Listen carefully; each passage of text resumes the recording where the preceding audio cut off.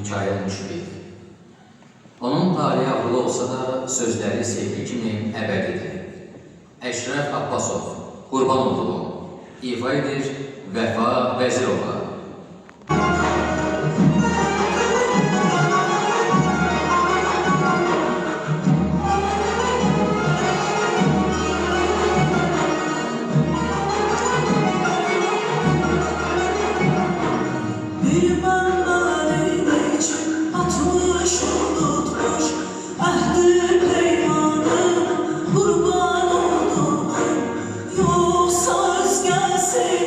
Üzünü tutmuş yeni sevdasına kurban oldum.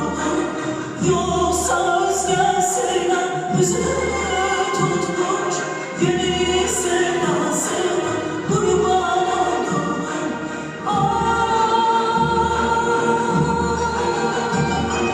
O benim sevgilim, o benim sonum. Onsuz yüzüm gülmez, açılmaz aylar, açılmaz aylar.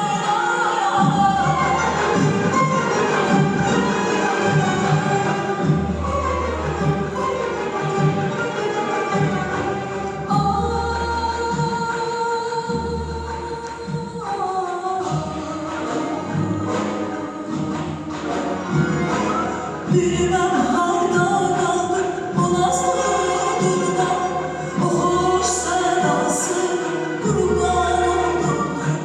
Bilmem harda kaldı o nazlı durma, o hoş sedası kurban oldum.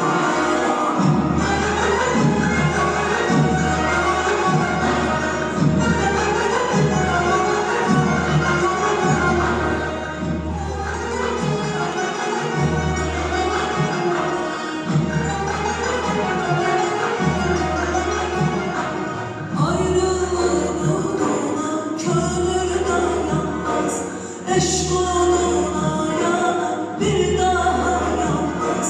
Çektiğin naleden meçhul uyanmaz. Şirin rüyasına kurban oldum. Çektiğin naleden meçhul uyanmaz. Şirin rüyasına kurban oldum.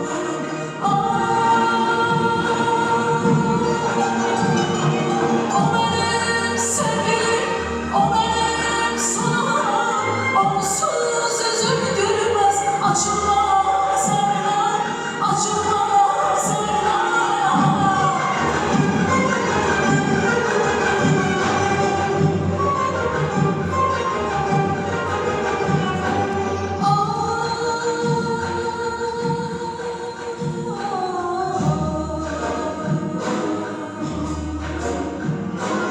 Bilmem harda kaldı bu nazlı